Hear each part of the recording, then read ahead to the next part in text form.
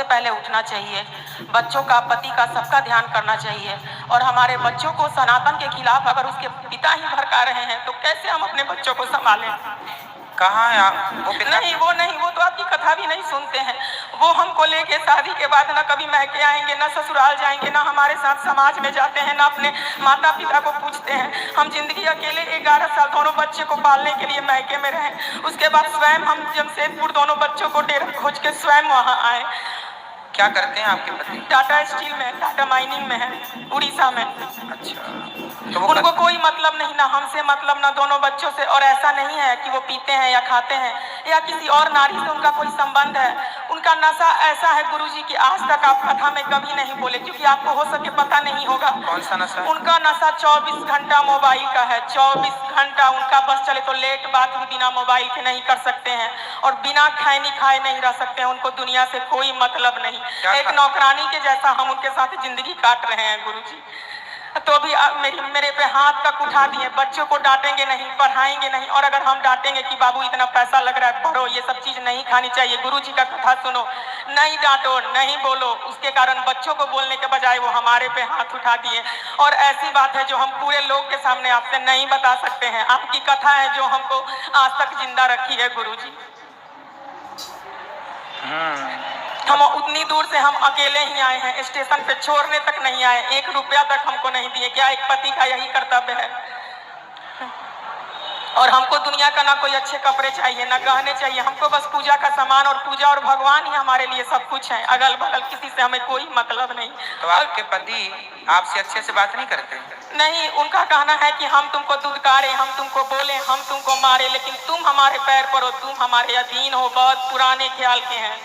और जबकि हम MSc किए हुए हैं, NTT किए हुए हैं, और लेकिन हम ऐसी जगह में हैं। शादी से पहले जॉब भी करते थे, लेकिन अब वहाँ टाटा स्टील के सिवा और कोई कुछ है ही नहीं। तो हम वहाँ क्या करें गुरुजी? बच्चों की भी शिक्षा, हमारे बच्चों को वहाँ क्रिश्चियन का स्कूल है, आपको पता होगा। जो टाटा के सबसे जो रजत टाटा है वो क्रिश्चियन ही है। और हमारे बच्चों को यीशु कृष्ण के बारे में बताया जाता है, राम कृष्ण के खिलाफ भड़काया जाता है। और जब हम बोलते हैं कि नहीं, हम लोग बंदर के संतान नहीं, हम लोग तो ऋषि मुनि के संतान है, और ये चीज हमने भागवत जी में पढ़ी भी है। आपकी हर बात सत्य होती है, लेकिन नहीं, अगर वो कभी बैठेंगे भी तो बोलेंगे मम्मी का बात मत सुनो, वो हम लोग बंदर के ही संतान है, वो छोड़ो, जो साइंस कहता है वो सुनो। हम कैसे अपने बच्चों का भविष्य सुधारे? आखिर एक पत्नी पति के साथ कब तक रहती है? हमको कुछ ना करे, हमारे बच्चों को तो करे, उनका भी तो बच्चा है। फिर भी हमारी माँ कहती है तुम सुनो, करो, पति पे ही सब है। जब पति के रहते कोई पराया पुरुष, चाहे वो बिजली बनाने वाला हो, इन्वर्टर बनाने वाला हो, हम ही को सब देखना है, और उनसे नौकरानी की तरह पैसा भी मांगना है, उनको हिसाब भी देना है। इसलिए कि हम कमा नहीं सकते, हमारी मजबूरी, हमारे बच्चे हैं। हमारा दुख देख के हमारी बहन बहनोई बोला कि तुम यहाँ आओ, तुमको नौकरी मिलेगा। लेकिन क्या करे गुरुजी, हम अपने बच्चों को छोड़ के कैसे जाए? तो आप अपना भी कुछ काम शुरू कर लीजिए ना, जब आप जॉब पढ़े लिखे हैं तो आप। वहाँ कुछ नहीं हो सकता है गुरुजी, वो माइनिंग एरिया है, और वहाँ सारे उड़िया लोग भरे हैं, वहाँ कुछ नहीं हो सकता है। हम जमशेदपुर में थे तो वहाँ कुछ कर सकते थे, लेकिन वहाँ से ये जब वहाँ क्वार्टर ही सब मिल गया तो दुनिया का ताना सुन सुन के कि नहीं, अकेली औरत कैसे रहेगी, कैसे रहेगी। आजकल तो दुनिया सिर्फ भोग भोगना चाहती है गुरुजी। लोग बोलते हैं कैसे इसी उम्र में तुम योगी हो गई, कैसे रह सकती है पति के बिना? हम कैसे जवाब दे उन लोग को, बताइए। क्या प्रहलाद बचपन में भक्ति नहीं किए थे, ध्रुव नहीं किए थे, लेकिन कोई इस बात को नहीं समझता है। हमारा पूरा ससुराल का परिवार ही वही है। हम इतना तक ये थे, ऐसी ऐसी बात है जो हम सबके सामने नहीं बता सकते गुरुजी। बहुत आस लेके हम आए हैं, और हमारे जो गुरु हैं वो नहीं है। हम किनसे अपना बात कहें? मैके में भी कोई नहीं है, बस एक बूढ़ी माँ है, कोई नहीं है। ससुराल में किसी को किसी से कोई मतलब नहीं है। उनका दीन दुनिया सब कुछ मोबाइल, रहने का आज तक एक घर तक नहीं बनाए। बोलिए ऐसे पति को भी क्या नहीं त्यागना चाहिए? दिल से तो हम त्याग ही चुके हैं, बस समाज को दिखाने के लिए एक घर में रहते हैं।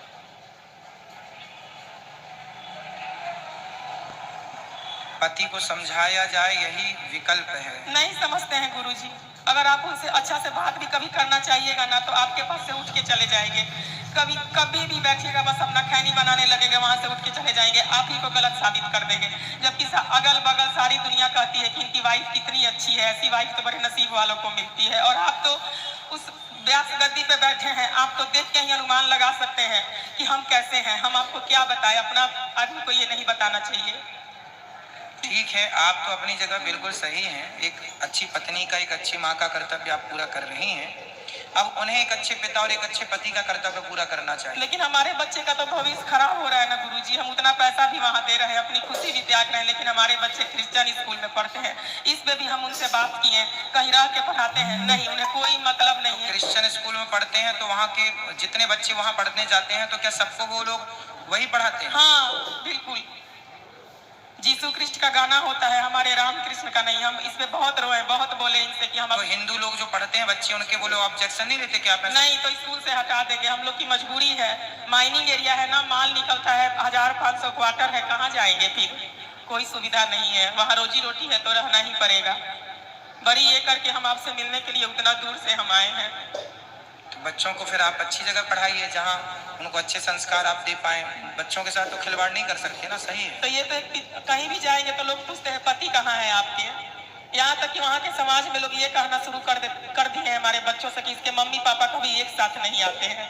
बोलिए, हम बोले अच्छा मत चिंता करो, हम ही कुछ सोचते हैं, अलग ही रहेंगे तब ये सवाल नहीं उठेगा। करना चाहिए अपने अपने जिम्मेदारियों का पालन सब, इसलिए हर